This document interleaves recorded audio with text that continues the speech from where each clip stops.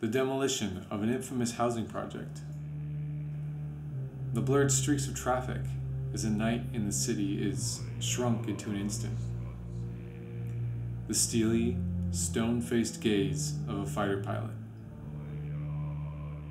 This is Koyaanisqatsi, the 1982 film directed by Godfrey Reggio. It's an essentially wordless collage of footage spanning the untouched nature and very touched industrial urban locations found across the USA in the late 70s and early 80s. Cinematographer Ron Fricke's use of time-lapse, slow motion, and other distorting photographic effects is hypnotic, especially when paired with Philip Glass's driving, droning, chanting soundtrack.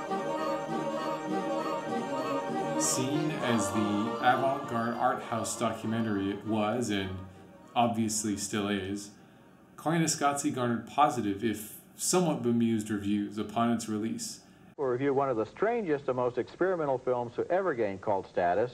It's a beautiful, weird film named Koyaanisqatsi. And went on to become something of a cult hit. The film's cult appeal, it's obvious. It's better than any music video I've ever seen. In the decades since, Koyaanisqatsi has been parodied,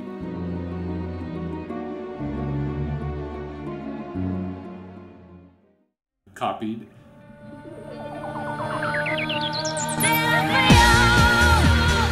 It's better than any music video I've ever seen. and referenced. Koyaanisqatsi, you're about to get watched.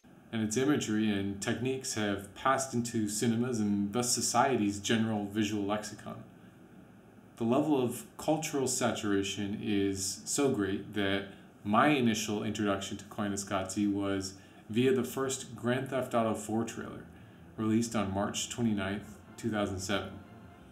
The trailer, titled Things Will Be Different, heavily leaned on replicating a Koyaanisqatsi-style vibe, using in-game graphics and borrowing the actual soundtrack from the film. Sparked by that trailer, the flames of my desire to watch Koyaanisqatsi were stoked by, of all things, the video game podcasts I was watching and listening to at the time. Hearing talk about this mysterious, foreign-sounding cult film that Rockstar had seen fit to use as a point of reference for the marketing of one of the most anticipated games of all time. Now, that was irresistible to me. On April 19th, 2009, over a full 2 years after the release of the Things Will Be Different Grand Theft Auto 4 trailer, I did finally watch Koyaanisqatsi for the first time. And ever since then, I've felt a little bit smarter because of the perspectives it shared with me, but also a little bit stupider because of how it constantly consumes bandwidth in the background of my brain, like a Chrome tab that I can never close. My name is Adam Yim. This is The Thing About the Thing, and today's thing is the enduring magnetism of Koyaanisqatsi.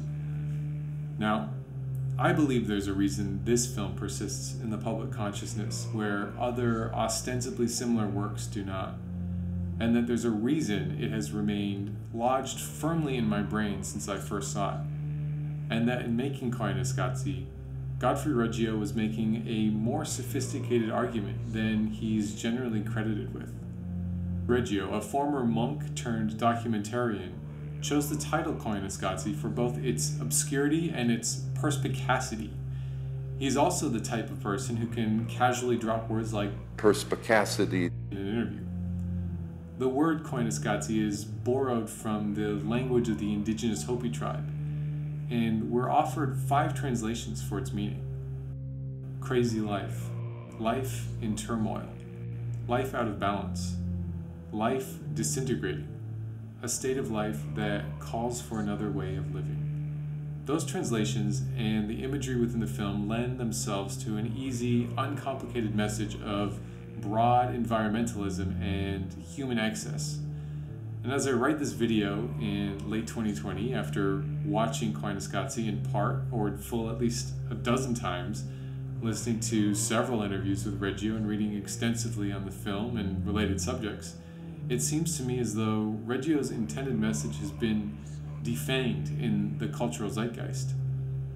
in feeding the need to reference and memify older works for remixing and appropriation, our cultural machine discards nuance and settles on an easy-to-remember and easy-to-transmit version of whatever is being propagated, reducing it to a single digestible thought. Which is not to say that all works garner unfair reputations, but that the possibility exists to find a work whose breadth and depth extends beyond the bounds of its reputation. Koyaanisqatsi is often described in terms that undersell the actual structure that does exist in the film. If it was just a smattering of beautiful footage slapped together without thought or care, then I probably wouldn't be talking about it today. However unconventional it may seem at first, though, Koyaanisqatsi does employ traditional narrative film techniques and grammar in order to make itself known.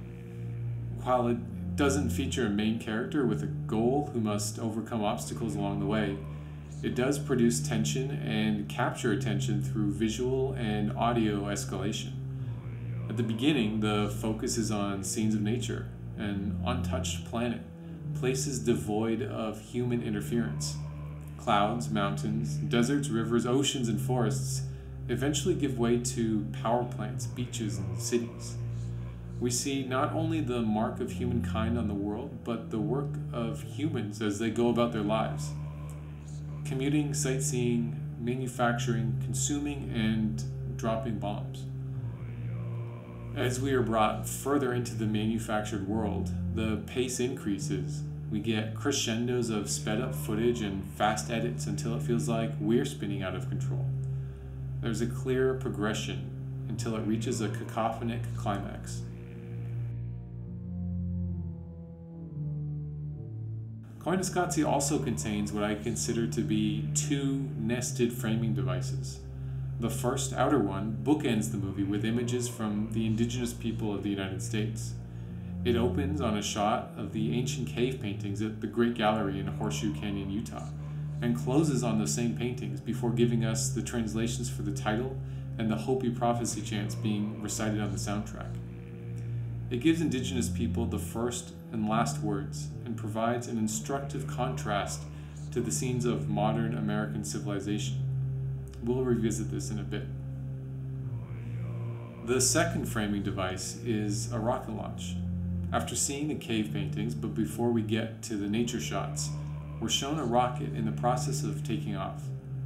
At the end of the film, before the coda, we see the completion of that takeoff. Shortly after becoming airborne, the rocket explodes mid-flight. We trace a single piece of debris down its impossibly long descent back to Earth. These scenes frame the progression of human achievement, from the trappings of nature through the trappings of modern civilization, as an Icarian myth.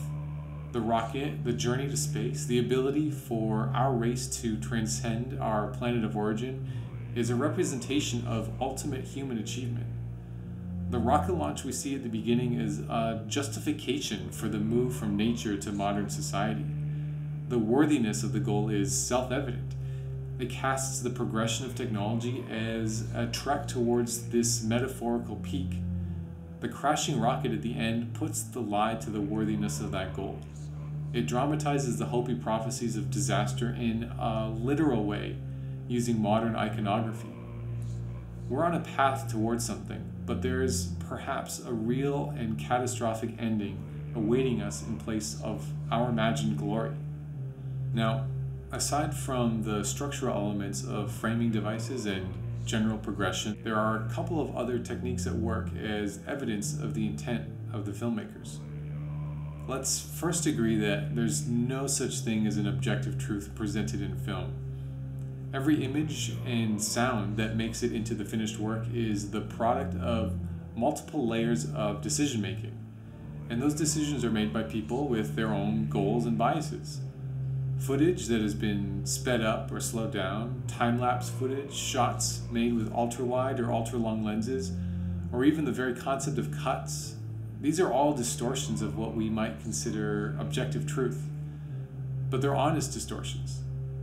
The manipulations at work are self-evident, and the presence and nature of a distortion can tell us something about what the intended meaning is.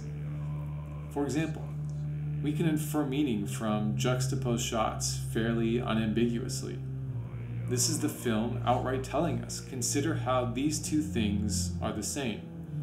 It's glib and obvious, but effective, and connections like these abound in the film. There are other, less obvious distortions at work as well. The rocket we see launching and then crashing isn't actually one rocket. Though they're presented as the same rocket, the footage at the beginning of the film and the footage at the end of the film are from two completely different rocket launches, shot years apart from one another. It's the film selling a lie in order to tell the truth. Thematically, metaphorically, they're the same rocket, and accepting them as such makes the framing clear. On a shot-by-shot basis, simple tools like composition create tension all on their own. Reggio also makes use of the power of the human face to hold our attention. We get to be voyeurs and watch people go about their days unaware of the camera, or in other cases feel as though we're the ones being watched. Koyaanisqatsi is not scared to hold us in the gaze of a stranger. So we have an overall structural progression, two framing devices, edits and choices within individual shots, all contributing meaning to the film. But to really grapple with the full extent of what Koyaanisqatsi is saying, we'll need to also consider the context within the overall picture that these are operating in. Koyaanisqatsi is a movie that lulls you into thinking you know it just from its surface. In his 1982 review, Roger Ebert noted, "The film has one idea, a simplistic one. It contrasts the glory of nature with the mess made by man. But man is a messy beast, given to leaving reminders of his presence all over the surface of planet Earth." And Vincent Canby, writing for the New York Times, said, "Koyaanisqatsi is a slick, naive, chic, maddening, sometimes very beautiful movie that, if it were a book, would look great on a coffee table." Reggio himself has been coy or outright dismissive in the past about what, if anything, the film is trying to say. In an interview included with the 2002 DVD release, Reggio stated, "These films are meant to provoke. They're meant to offer an experience rather than an idea or information or a story about a knowable or a fictional subject. They're meant fundamentally to stir up enough to create an experience of the subject. It is up for the viewer to take for herself what it is that means." So for some people it's environmental film, for some people it's an ode to technology, for some people it's a piece of shit, for other people it moves them deeply. It depends on who you ask. If someone's trying to figure out why they're watching the film, they're probably not going to get into it. It's more like taking a journey. It is the journey that is the objective, not the end place where we are going. While I'm in full agreement with Reggio's statement on the viewer being able to determine for themselves what the work means to them, it's disingenuous to say that the construction of the film itself was not imbued with intent or meaning, as we've already seen. And I reject Ebert's interpretation that this film has a single, simplistic idea.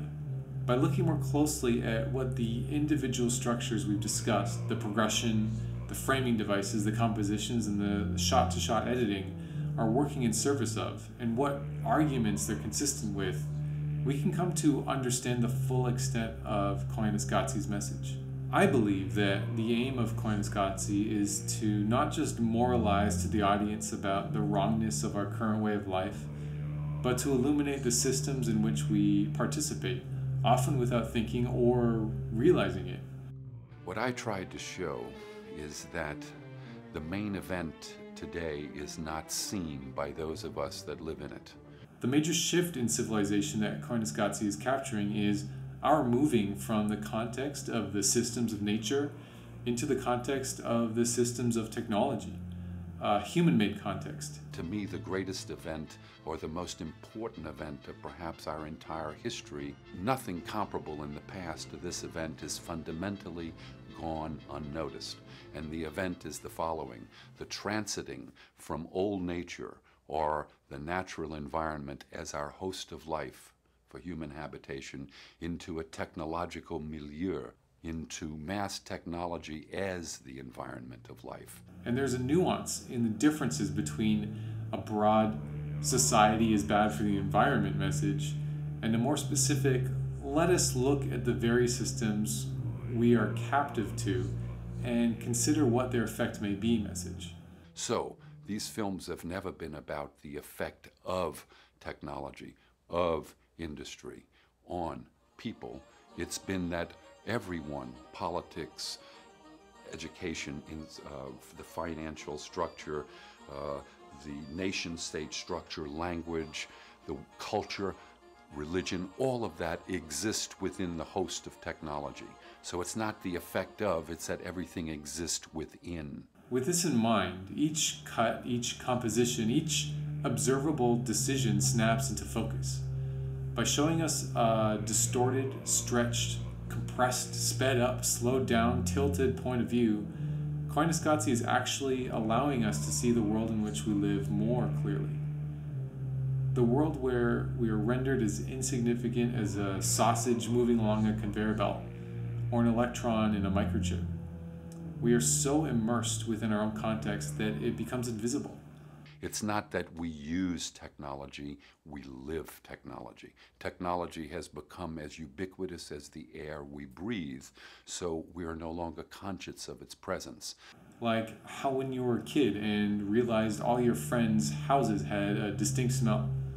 Maybe it was because they had pets, or cooked different food, or used a different brand of laundry detergent.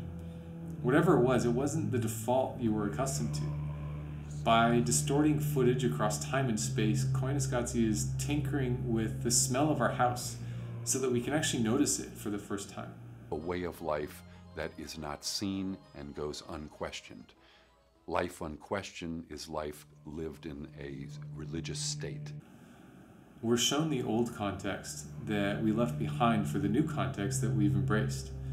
And we see how those contexts continue to exist in conversation with one another, in tension with each other, as reflections of each other. We see cycles of production, consumption, expansion, and conflict, each feeding into each other until we're numb to all of it. And we see all this precisely because of the filmic techniques selected to elucidate these systems.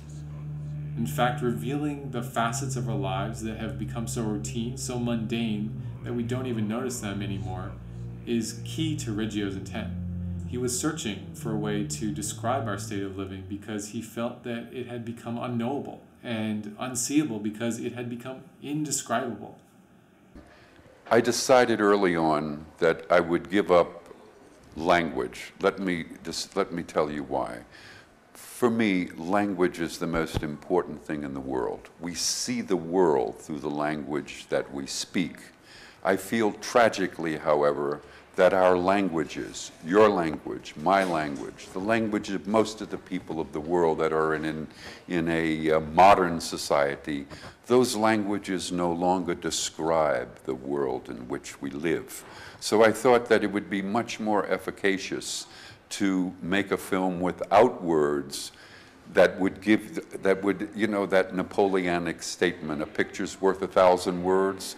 This would be to flip that on its head, to give you 1,000 pictures, to offer you the power of one word, Koyaanisqatsi.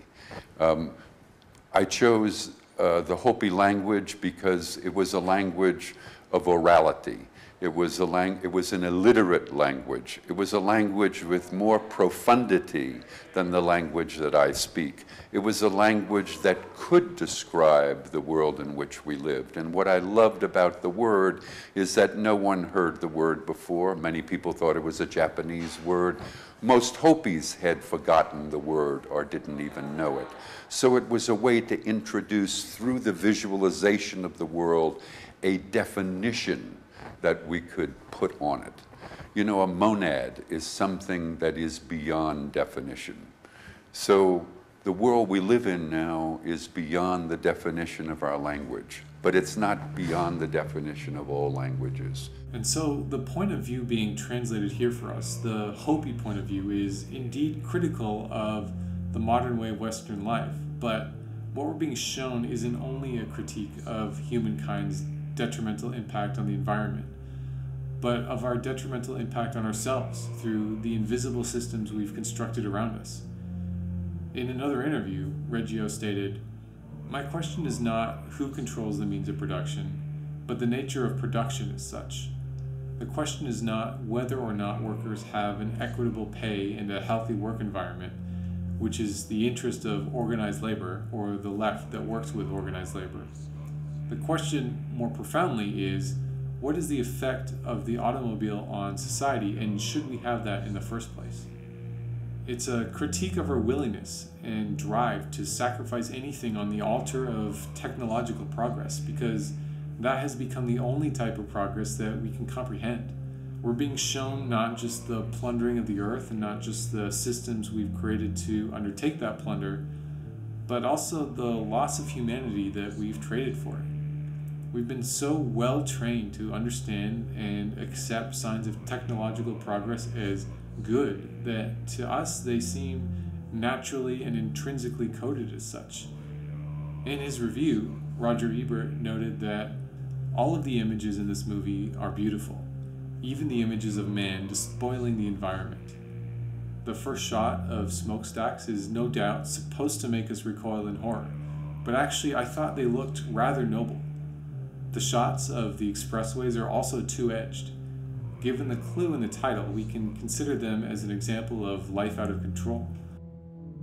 Or, and here's the catch, we can marvel at the fast action photography and reflect about all those people moving so quickly to their thousands of individual destinations. What a piece of work is a man, and what expressways he builds. Canby echoed these sentiments in his review as well. Don't worry about the ideas. Enjoy the scenery, natural and man-made, photographed in just about every way imaginable, slow motion, time-lapse, and fast action, in tight close-ups and hallucinatory long shots. The cloud and sea stuff you've seen before, but the city sequences are wild and rough and emotionally moving. Lights from automobiles traveling on a city artery are made to look like a lava flow, sometimes like self-propelled jelly beans. A sequence in which great buildings are demolished becomes so beautiful that all meaning is drained from the images. If Reggio's central argument is that our natural environment has been supplanted by a technological one, a multitude of systems, such as capitalism and the military-industrial complex, whose primary purposes are to self-perpetuate, extract resources, enrich the few, and oppress the many, then what are we to make of our collective acceptance of the aesthetic beauty of these atrocities? I'd argue that the aesthetic allure of the sound and images in Koyaanisqatsi serve a thematic purpose. The trappings of modern life are intentionally made to be attractive. The flashing streaks of cars in the night, the clockwork thrum of foot traffic, the symphony of lights blinking on and off, these are all just wallpaper in the gilded cage that we voluntarily submit to. It is up to us as viewers, as members of society, and as humans to recognize that the aesthetic rightness of such things does not automatically convey a moral rightness. We need to see that just because the robots have been programmed to do a silly dance does not mean that they will be any slower to put their boots to our necks when sent to do so. With technology companies leading the way in establishing a police state panopticon, continuing the spread of misinformation in spite of a resurgence in white nationalism and literal genocides, buying their way past worker protection laws, and promising the Pentagon 1-hour weapon delivery around the globe, Reggio was right to be suspicious of technological progress. If anything, the gap in time between Koyaanisqatsi's release and today has cemented its clairvoyance. And I'd also argue that if you're making a movie without plot, or dialogue, or characters, you need to do as much as you can to get butts in seats. So having incredible imagery and a killer soundtrack helps. Koyaanisqatsi, a work primarily brought forth by the creative energies of three non-Indigenous men, elicits valid questions and concerns about its use and portrayal of Hopi culture. It's a film that features a Hopi language title and Hopi prophecies while simultaneously declining to include even a single Hopi person. What are we to make of this? I'm not qualified to speak on behalf of Indigenous people, Hopi or otherwise, and do not presume that there is a universally correct interpretation of any work of art as it relates to one's personal, lived experience. I can only speak for myself. I'm interested in examining the values Koyaanisqatsi expresses through its text and subtext, and because it so loudly announces its connection to the Indigenous Hopi people, it's worth digging into that connection.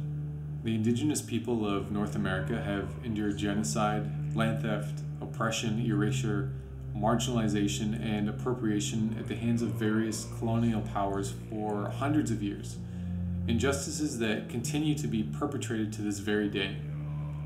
When a piece of media chooses to engage with that culture and history, whether directly or indirectly, I find myself asking the following questions.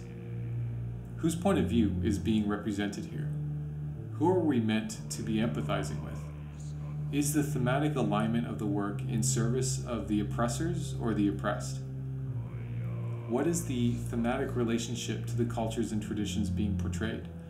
Are they merely an aesthetic affectation, or do they carry a deeper connection?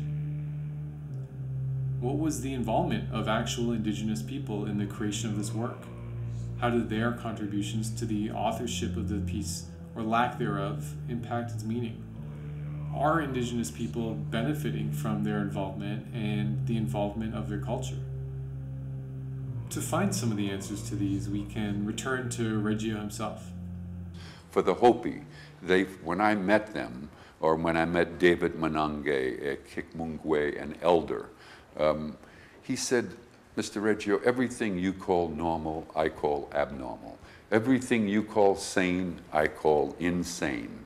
Well, that was like music to my ears, because at that time I was feeling mentally ill with the feelings that I had about the world. So to hear that was a reinforcement. This film, of course, is not about the Hopi people. It's taking the perspicacity, the clarity of their language, and offering it as a way to see the world in which we live. If you went to a university and studied ethnology, what you have are people of, let's say, developed cultures putting their subjective categories on Indigenous peoples. I wanted to do just the opposite. I wanted to take Indigenous peoples and put their subjective categories on our progressive culture. Additionally, Reggio has stated that before using the word Koyaanisqatsi as the title of his film, he did seek the consent of David Manange and other Hopi elders, all of whom agreed to allow its use. And the release of the film aligned with Hopi goals. Beginning in 1948, prompted by the United States detonation of atomic bombs on the Japanese cities of Hiroshima and Nagasaki, David Manange and 3 other Hopi elders were chosen to bring forth prophecies that, until that point, had remained secret Hopi oral traditions to the world at large. They feared that the bombings and the mushroom cloud formed from the blasts were omens foretold in their prophecies, and that the only way to avoid disaster was to educate the public and advocate for a less destructive way of living. In Koyaanisqatsi, we're given 3 Hopi prophecies at the end of the film. If we dig precious things from the land, we will invite disaster. Near the day of purification, there will be cobwebs spun back and forth in the sky. A container of ashes might one day be thrown from the sky, which could burn the land and boil the oceans. Over the decades, the elders made many trips and appearances to spread the word. In 1972, Manange and the others, in an attempt to gain the attention of the global community, brought their message to Stockholm, Sweden, presenting at the United Nations Conference on the Human Environment. They told their prophecies and spoke about how they related to the modern world. They were humored and tolerated, but by and large ignored. I believe that they found common purpose in Reggio's vision and in the ideas he was trying to convey. And so in 1982, with the permission of the Hopi, Reggio, Fricke, and Glass's film was released under a Hopi title, providing the most enduring document of the Hopi elders' message yet, Koyaanisqatsi. However enduring Koyaanisqatsi and its imagery have proven to be, though, that durability has been in the margins of much larger movements. As Bill McKibben, founder of 350.org, writes for the Criterion Collection release of the Qatsi trilogy, after Hiroshima and Nagasaki, the world went to work to ensure that this would not happen again, and somehow, so far, it has worked. That visualizing power has failed us, though, when it has come to the task of imagining that the explosion of 1 billion pistons in 1 billion cylinders every hour of every day might have the same world-crushing effect. He argues that Koyaanisqatsi and its two sequels had the potential to serve as a deterrent to environmental disaster in the same way that images of the atomic bomb served as a deterrent to nuclear disaster. He continues, right at the moment when these films begin emerging, we stopped looking, shut our eyes. Koyaanisqatsi was made on the strength of the 1970s environmental surge, the period that began with the first Earth Day. But by the time it came out, that period was over. The election of Ronald Reagan in 1980 had been a conscious choice to shut our eyes. Instead of images like Reggio's, the pictures that carried the day were the fuzzy-edged ones from Morning in America, one of the most successful political commercials of all time. Looking into the abyss was too painful, and so we blinked. That blink has lasted several decades now, and in fact has turned into a transfixed stare. It's morning again in America.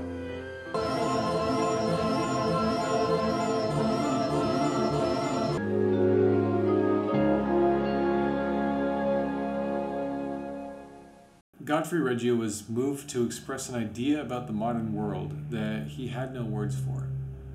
So the world we live in now is beyond the definition of our language, but it's not beyond the definition of all languages. The Hopi people had a word for it, and by pairing that word with sounds and images, Reggio, in his own way, brought that idea to the world.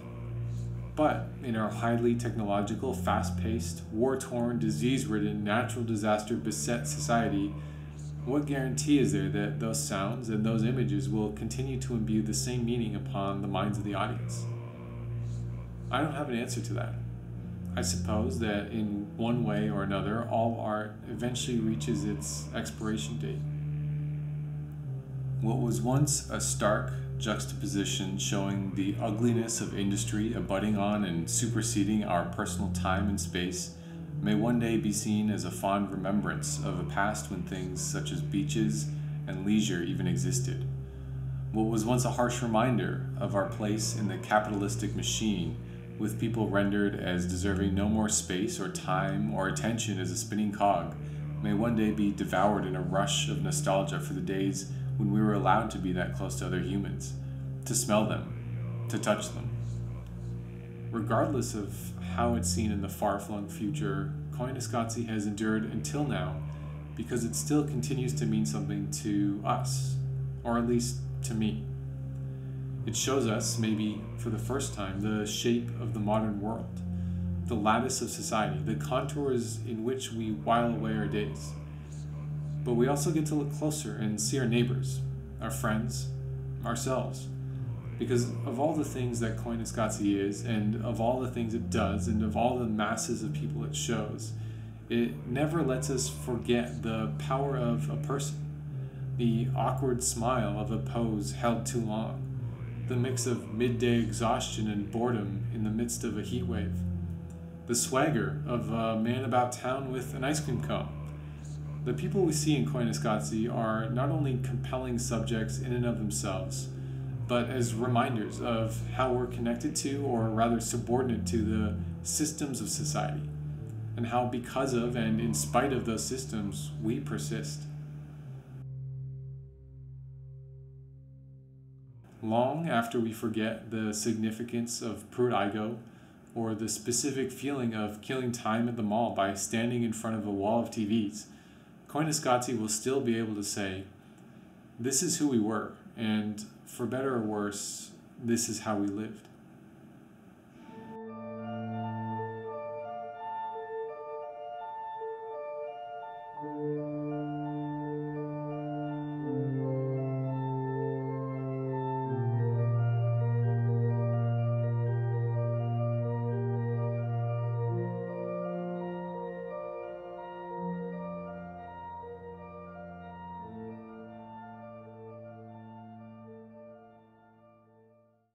Ooh, commentary by Philip Glass.